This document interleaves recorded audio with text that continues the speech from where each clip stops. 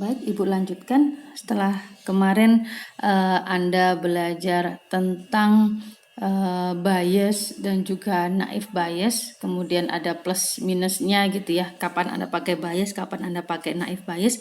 Nah, sekarang Ibu akan lanjutkan materinya dengan algoritma kedua yang biasanya dipakai di pattern recognition atau di pengenalan pola, yang tidak lain adalah KNN.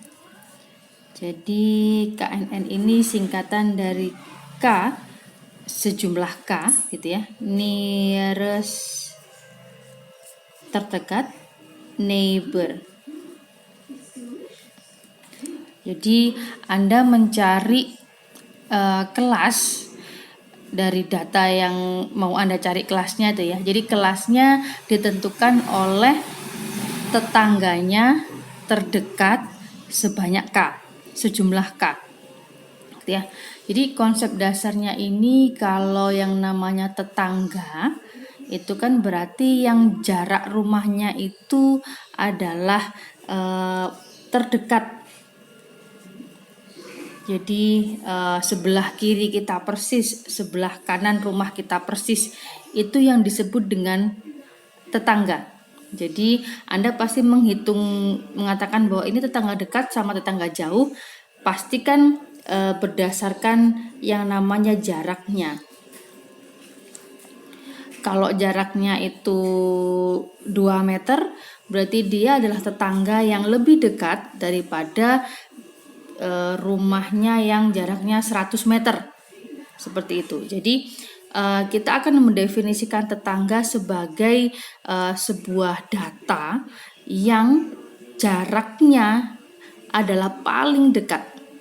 Jadi kita punya data itu nanti kita hitung semua jaraknya, kita susun dari yang terdekat, distance-nya paling kecil, ke yang terjauh, distance-nya paling besar. Ya, jadi pasti akan ada yang namanya perhitungan distance dan kemudian kita urutkan dari yang terdekat. Setelah itu kita akan lihat dari sekian K tetangga terdekat kita tersebut, kebanyakan, mayoritasnya, kelasnya apa. Jadi pasti ada yang namanya voting. Dari 5 tetangga terdekat saya, sebagian besar dari mereka 4 dari 5 adalah kelas A misalkan. Maka data tersebut akan kita assign sebagai kelas A. Pasti ada namanya proses voting. Sehingga misal Anda punya kelas A dan kelas B, jumlah tetangga yang di voting kan tidak mungkin genap. Kenapa? Karena kalau genap berarti ada kemungkinan seri ya, atau tie atau seri gitu ya. Maka biasanya Anda akan memilih jumlah tetangga K yaitu sama dengan ganjil 3, 5, 7 dan seterusnya. Oke. Ya, kita coba menggunakan data langsung gitu ya, cara mengerjakannya. Jadi misal Anda punya data 1, 2, 3, 4, 5. Anda akan diminta menebak data ke-6 itu adalah kelas apa, kan gitu. Misalkan kita punya satu fitur pertama, kemudian kita punya fitur kedua. Kemudian dari 2 fitur tersebut kita akan menentukan kelasnya apa. Oke. Jadi misal data pertama Ibu random aja angka yang sederhana gitu ya.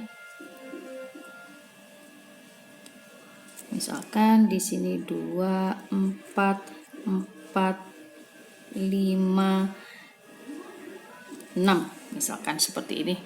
Kemudian Anda diminta menebak kelas ini, misalkan kelas 2 dan juga 5. Misalkan ini masuk kelas apa? Misalkan ini kelas A, kelas A, kelas A, kelas B, dan kelas B. Ya, jadi 5 data ini kalau dalam pengenalan pola disebut dengan data training. Kalau data ke-6 ini yang mau Anda cari kelasnya berapa, ini yang disebut dengan data testing. Oke, jadi nanti kita akan menghitung data ke-6 ini masuk ke kelas A atau kelas B berdasarkan data tetangga 1, 2, 3, 4, 5 menggunakan metode K-nearest neighbor.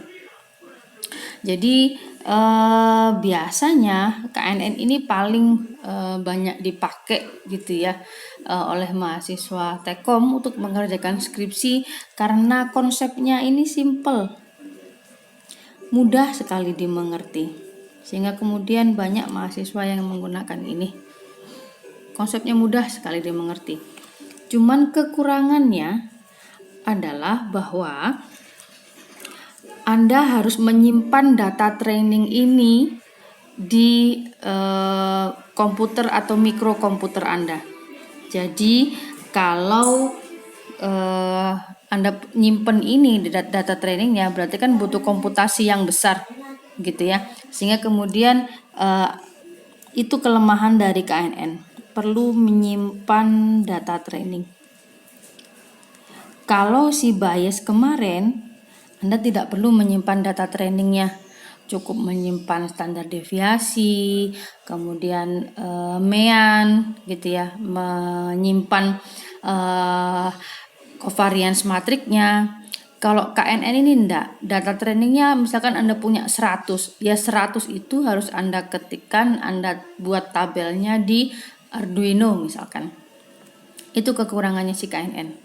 Meskipun komputasinya nanti sederhana sekali. Ya, oke, nanti hitung-hitungannya Ibu lanjutkan di video berikutnya ya. Oke.